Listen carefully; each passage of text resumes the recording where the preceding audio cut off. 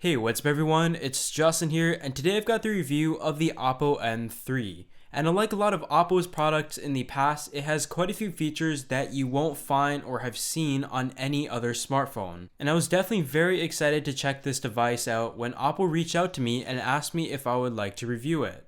Quickly getting the specs out of the way, the device features a Qualcomm Snapdragon 801 processor clocked in at 2.3 GHz with 2 GB of RAM, as well as 32 GB of internal storage, dual SIM support, as well as a 3000 mAh internal battery with VOOC charging capability, which is their fast charging technology, and all of the cables for that are included. You've also got a 16 megapixel camera which features German Schneider optics, and it is an OmniVision f2.2 camera. But what makes it unique is that it is motorized rotatable up to 206 degrees. So yes, it does double as a front and rear facing camera. So the first thing I would like to talk about is the design. The Oppo N3 features industrial quality steel with an alloy 7075 micro arc frame. And in a video showed on Oppo's YouTube channel where they put the device's durability to test in the factory, it definitely showed that this device is extremely durable and should easily withstand everyday use. The metal band wrapping around the device looks great with its chamfered edges and feels great when holding on it in the hand.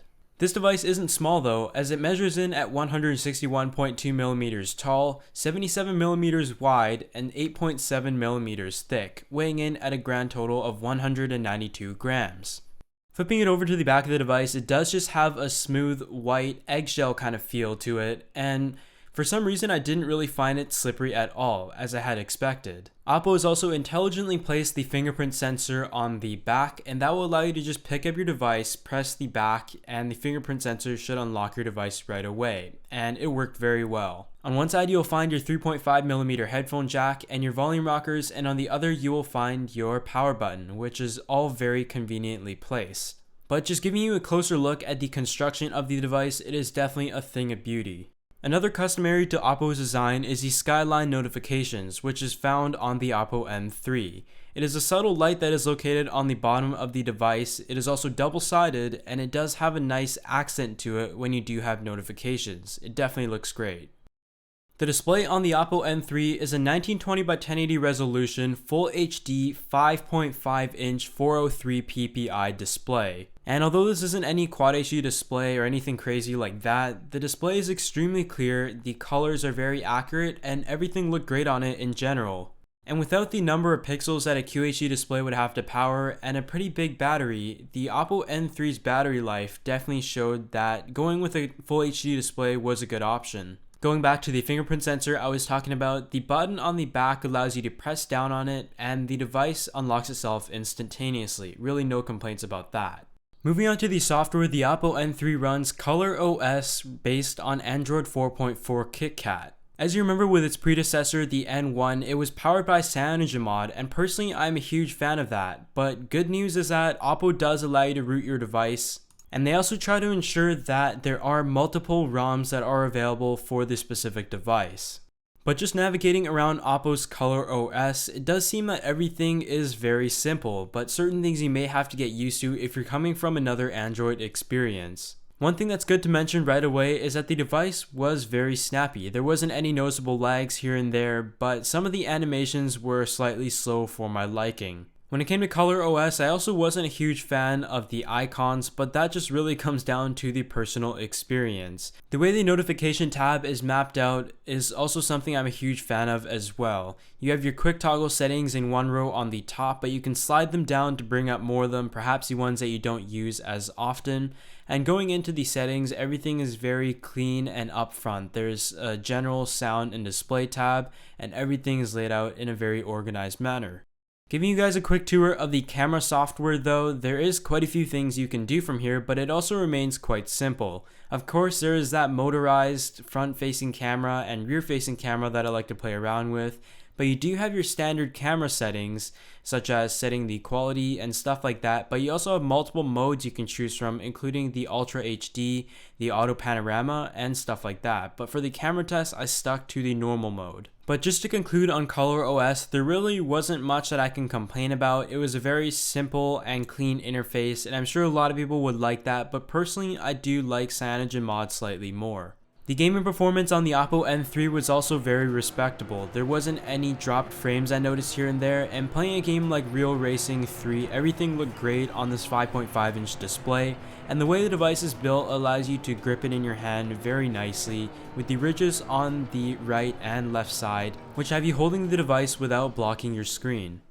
Another unique feature to the M3 is the O-Click. It allows you to control the rotation of your camera, take photos for example, play music, even when you're away from your device. It's meant to be strapped onto your keys or something. And probably the thing that it is most handy for is having your camera away from you and still be able to take photos. It is a shutter release button.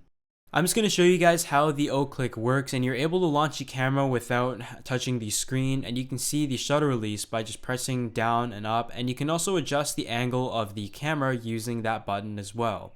And you can see everything is very responsive, though I will mention I notice a slight stutter here and there in terms of the responsive time, but that is sort of to be expected. Another thing you can do is double tap on the button and it will call your device, for example if you left it somewhere around the house, as it is connected via Bluetooth. The O-Click though is a very handy feature and a great idea by Oppo, especially in conjunction with the rear and front facing camera that is able to rotate. It is cool that they're able to allow you to rotate it around directly from the little remote. So the Oppo N3 features a 16 megapixel front and rear facing camera, as by now in the video I mentioned multiple times that they double, which is a really cool feature on the N3.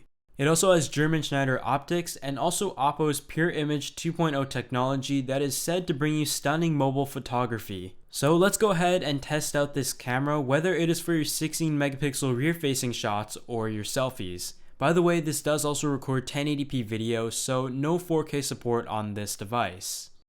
From taking a look at the photos in general, I noticed that it never really overexposed anything, which is always a good thing. However, in some shots it did seem a little bit underexposed. The saturation was also very nice, and the colors and everything were very vibrant.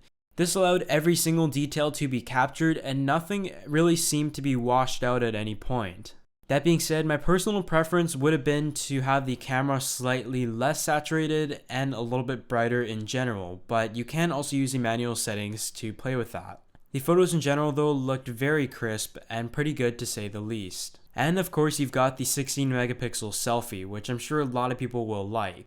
When it came to the video quality, it was sort of the same case as the photos. The colors are quite saturated and things just seem slightly dark. When things were in focus though, the video that it was able to bring out seemed pretty sharp. But another thing I noticed is that in video mode, the shot was extremely cropped, so it would have been nice if there was a wider field of view. But other than that, the camera on the Oppo N3 is pretty good.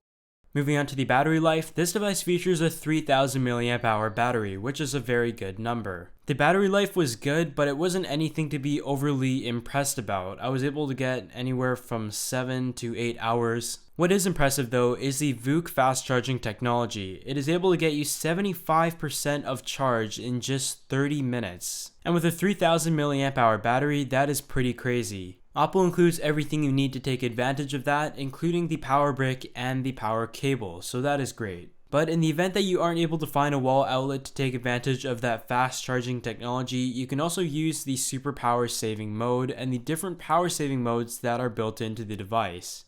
So this pretty much wraps it up for my review of the Oppo N3, and it is one of the more unique smartphones I have tested out to date. Some reasons to buy this device are if you're someone who likes to take a ton of selfies and would like a 16 megapixel front facing camera, or if you would like to experiment different ROMs, this device will allow you to root it and do whatever you would like to very easily to customize the device to your liking. But some cons, maybe some people out there definitely prefer Quad HD displays nowadays, and also the fact that you aren't able to record 4K video to this device, as pretty much every flagship out there now is able to. But other than that, a huge thanks to Oppo for sending this out for reviewing purposes, and if you enjoyed this video, be sure to hit that like button as it helps this channel out a bunch, and the information to this product and links to purchase will be in the description section, and I'll see you all in the next video.